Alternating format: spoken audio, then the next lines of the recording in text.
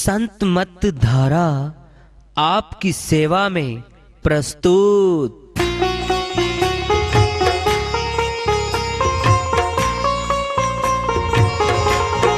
जो चाहता है प्रभु प्यारा वो आओ संत मत धारा।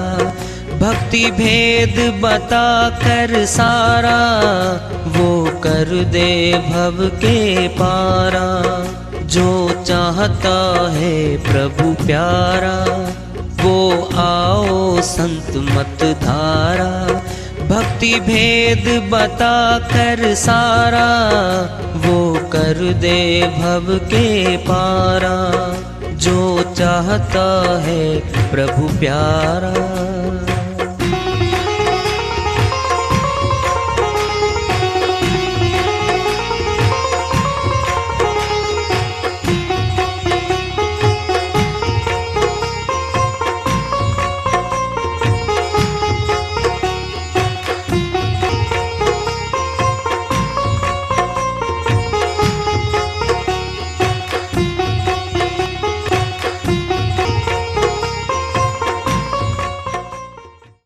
परम पूज्य सदैव स्मरणीय सदगुरु साहिब की जय हो। सतनाम साहिब। आदरणीय सर्व संतों की जय हो। उपस्थित आदर के योग प्रभु प्रेमी एवं जिज्ञासु आत्माओं, हम सभी पूर्ण पिता परमात्मा सभी सृष्टियों के रचनहार कुल मालिक हम सबके जीवन का आधार उनकी महिमा को सुनने के लिए एकत्रित हैं। मेरी सभी से अर्ज है कि मैं कोई जगत गुरु नहीं, कोई महाराज नहीं, कोई महामंडलेश्वर नहीं। मैं केवल सभी संतों की चरणों की धूल हूँ और आपका भक्ति मार्ग में सहायक हूँ। मैं अपनी सीधी साधी टूटी फूटी भाषा में, संदुकड़ी भाषा में भक्ति भेद के गूढ़ रहस्यों को उजागर करने वाले विचार आपके समक्ष रख रहा हूँ। यदि अच्छे लगे अपनाएं, नहीं तो गैर जरूरी समझकर विसार दें। हाँ, सत्संग ही एकमात्र प्रभु प्राप्ति का विद्यालय है, विश्वविद्यालय है ये। हम सभी सत्संग में आए हुए हैं। हम जिज्ञासु तभी तो आए हैं। हम पिछले सत्संगों से वार्ता करते चले आ रहे हैं कि चेतावनी से प्रभु प्राप्ति की ओर इस अध्याय को, इस वार्ता को आज फिर आगे बढ़ा रहे हैं। हम दुनियावी मान बढ़ाइयों में, पदवियों में, प्राप्तियों में इतने बावरे हुए घूमते हैं कि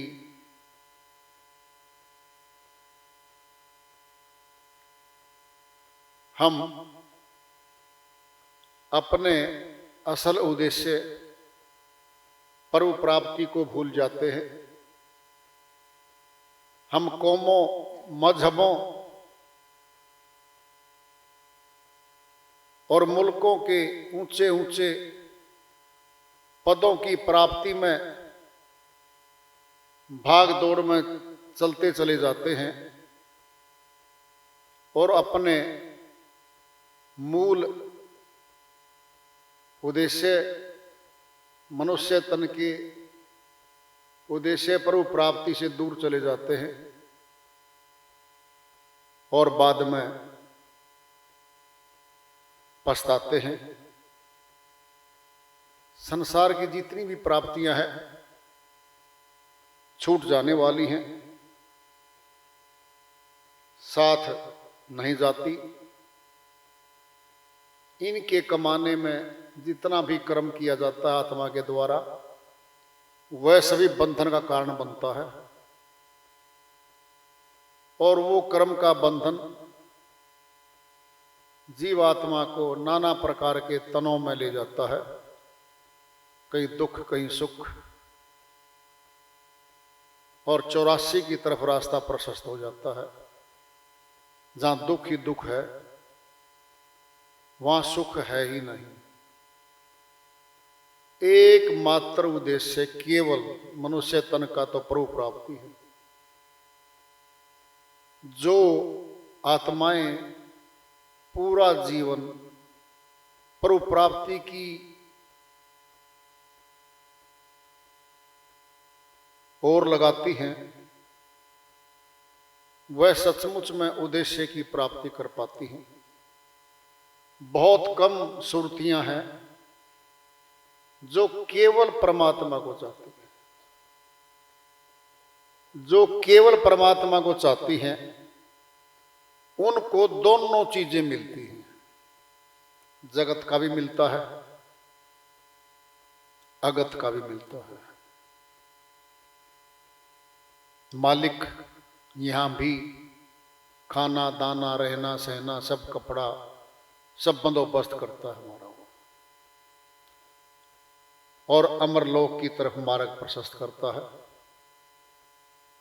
यहां भी सुख भोग में हिस्सेदारी बनती है आत्मा की, और सचमुच में मनुष्य तन का उद्देश्य भी यही है कि वो जहां से आया है वहां पहुंच जाए, आवागमन के महारोग से छूट जाए। यही उद्देश्य है केवल मनुष्य तन का। तो इस उद्देश्य की ओर सत्संग में जिक्र होता है, चेताया जाता है सुरतियों को कि भाई जो यहाँ हम दिन रात जगत के काम धंधों में लगे रहते हैं,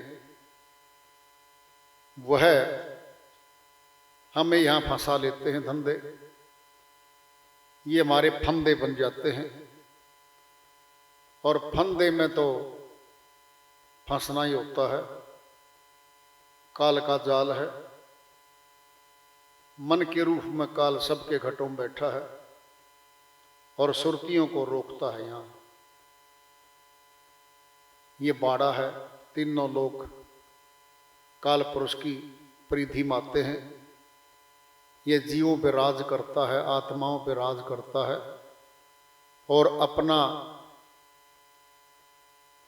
सारा बंदोबस्त यहाँ रखता है कि आत्मा नहीं निकल जाए, इनको रोका जाए। तो जहाँ रोका जा रहा है वहाँ निकालने के प्रयास भी होते हैं। और संत मत वास्तव में केवल आत्म और परमात्म शक्ति के विषय में ही चेताता है, समझाता है और सत्य मार्ग पर लगाता है। वहां कोई खर्च नहीं है, पैसा नहीं खर्च होता इस मार्ग में, और निर्भय किया जाता है। आत्मा जो भयभीत है उसको निर्भय किया जाता है कि तुम डरो मत। जिन देवों से, पितरों से, ग्रह चाल से, भिन्न भिन्न प्रकार के जो दिखाए जाते हैं जगत में, उनसे निर्भय करता है संत मत। केवल एक परमात्मा की भक्ति कर लो, वो रक्षा करेगा। एक पति रक्षा करता है पत्नी की, पूरा परिवार उसके साथ रहता है। जब एक पति अपनी पत्नी की रक्षा नहीं करता, चला जाता है, तो बाकी उसकी रक्षा कोई नहीं करता वहां पे। जब आत्मा एक परमात्मा से जुड़ जाती है तो वो अपनी रक्षा खुद करता है मालिक। प्राण पति को छोड़कर करे और का जाप, वेश्या घर पुत्र हुआ किसे कहेगा बाप। साहिब की श्रीवाणी में आया हुआ है। तो प्राणों में वो शक्ति है जो प्राण को चला रही है। जो प्राण को चला रही है वह तो अंदर है। एक महानुभाव जी मिले, कहता जी एक बात थी, मैं कहूं मां जी कहो, आत्मा कहां पर है? तो मैं बोला आप बताओ आत्मा कहां है? कहता जी आत्मा तो बाहर रहती है। इस शरीर में तो आत्मा नहीं रहती। अच्छा जी, बाहर रह के क्या करती है फिर वो? जी वो शक्ति से चलाती है इसको। फिर अंदर कौन है उसका नाम बता दे भाई। जी प्राण है। जब आत्मा बाहर रहती फिर उसे क्या दुख है? फिर क्यों भक्ति करे? क्या जरूरत पड़ी? वो तो आजाद है। किसी शास्त्र में लिखा दिखा दे मेरे भाई, नहीं दिखा पाया। किसी संतों की श्रीवाणी में बता दे आत्मा बाहर रहती है, शरीर के साथ साथ घूमती है। कहीं लिखा आज तक? कहीं नहीं लिखा। श्री गीता अध्याय 2 श्लोक 19 से 23 तक श्री कृष्ण भगवान फरमाते हैं कि अर्जुन, ये आत्मा अजर अमर अविनाशी है। शस्त्र काट नहीं सकता, पानी गीला नहीं कर सकता, हवा सुखा नहीं सकती, अग्नि जला नहीं सकती। ये आत्मा इस शरीर को छोड़ देगी। इसका अर्थ क्या हुआ? अंदर है। बोल तो दिया, अंदर है। इस शरीर को छोड़कर कर्मानुसार भिन्न भिन्न तनों को धारण करती चली जा रही है और आवागमन से बंधी हुई है। तो मैं बोला जी श्री गीता तो ये बोलती है, अब आपकी माने या श्री गीता की माने? ऐसी भ्रांति समाज में फैली हुई है जो सत्य से दूर ले जाती है।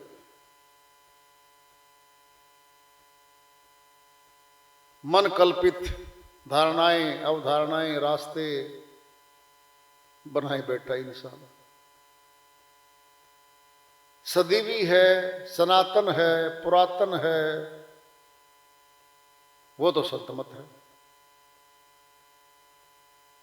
वो सभी श्री वाणियों की पुष्टि करता है। जितने भी पूरी सृष्टि में परु प्राप्ति के रास्ते हैं उन सब की पुष्टि करता है और बताता है। एक ही तन है मनुष्य का परमात्मा से मिलने का, एक ही युक्ति है, वह मनुष्य तन में है। उसमें कोई धर्म बीच में नहीं आता,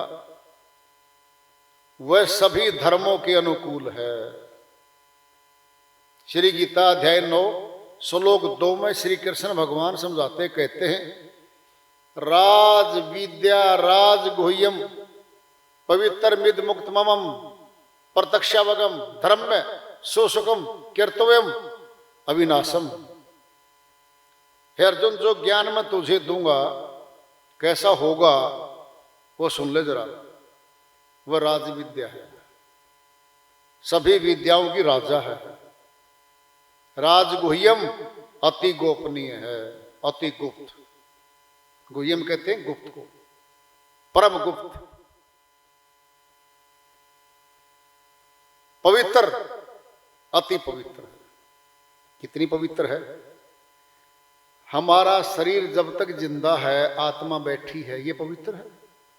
बीमार तो है, अधरंग भी है, हाथ पैर भी नहीं उठ रहा, सिर भी पवित्र है, घर में रख रहे हैं, हमारा नातीदार है, फिर भी पवित्र है। पहलवान है, सुंदर है, जवान है, और आत्मा निकल गई, अब अपवित्र हो गया वो शरीर, अब हो गया अपवित्र। आत्मा के रहने से जितना पवित्र हमारा शरीर है, हे अर्जुन, इतना पवित्र ज्ञान है वो दूंगा। मुक्तमम, मुक्ति देने वाला है वो। प्रत्यक्षावगम, प्रैक्टिकल, हूबहू देखा जाने वाला योग है वो। प्रत्यक्षावगम, धर्म में सभी धर्मों के अनुकूल है वो, सभी धर्मों के अनुकूल। कोई धर्म संसार का ऐसा नहीं है जो उसका खंडन कर दे। सभी धर्म मंडन करेंगे। धर्म में सुसुखम, सब सुखों को देने वाला है, सुखों की खान है वो। सो सुखम कर्तुम वयम, करने में अति आसान है, कठिन नहीं है। हठ योग नहीं है।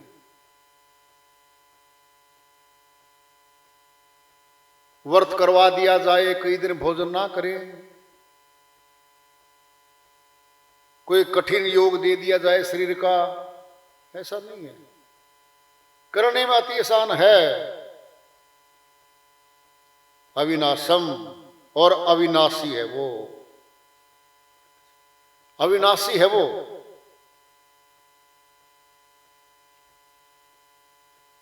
सारा ही तो बता दिया।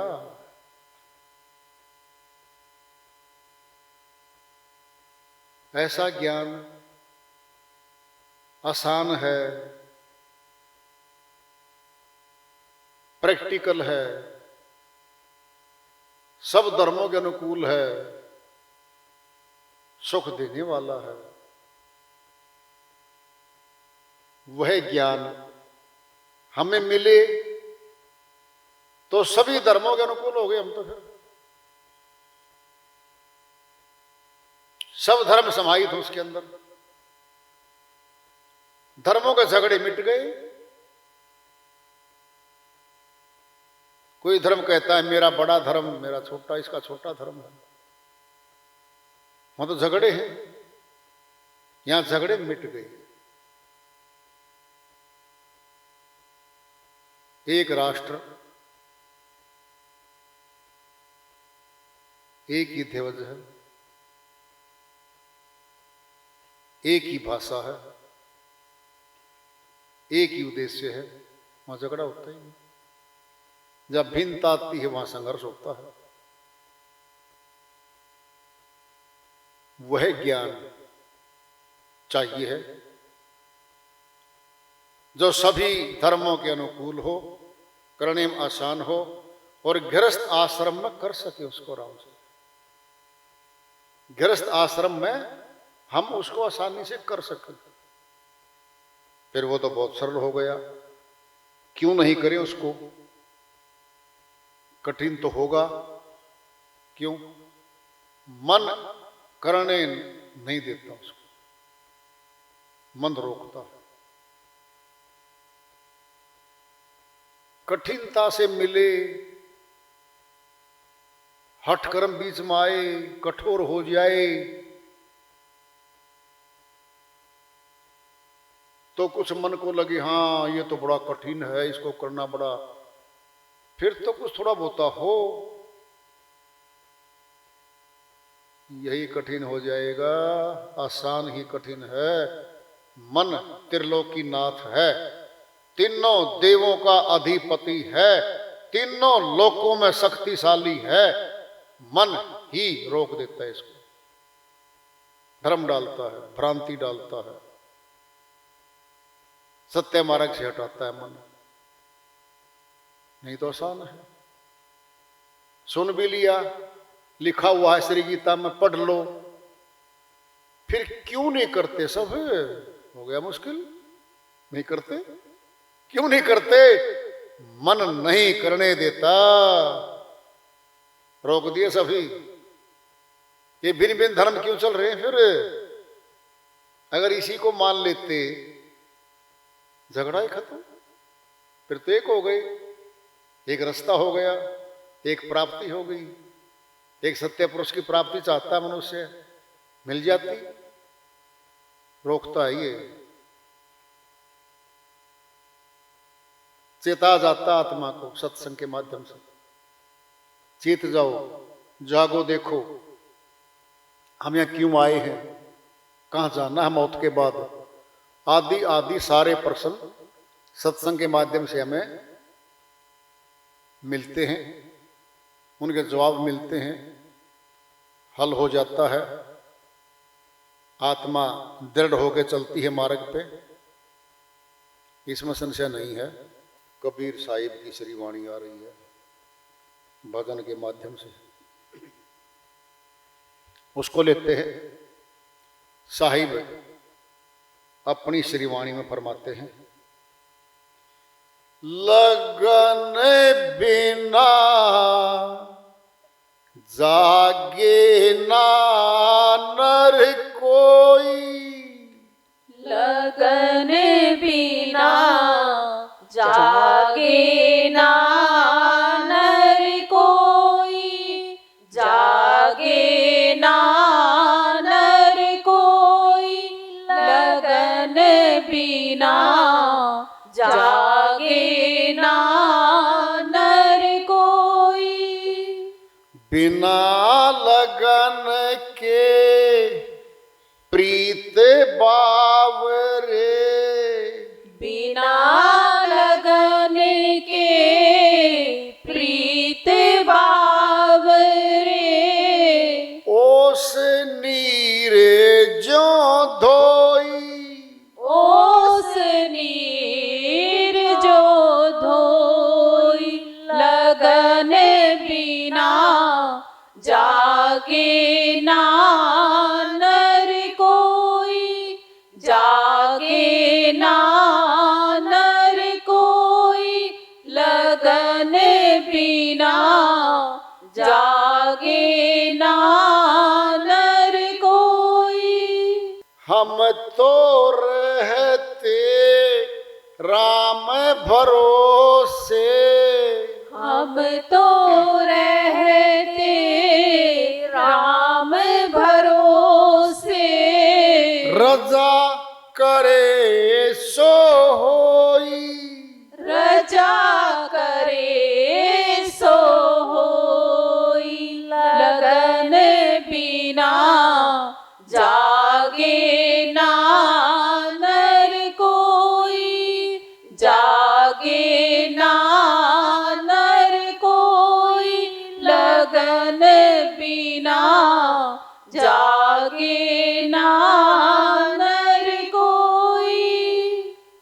बिन कृपा सत गुरु नहीं पावे, बिन कृपा सत गुरु नहीं पावे, लाख यतन करे कोई, लाख यतन करे कोई, लगन बिना जागे ना नर कोई, जागे ना नर कोई, लगन बिना जागे ना नर कोई।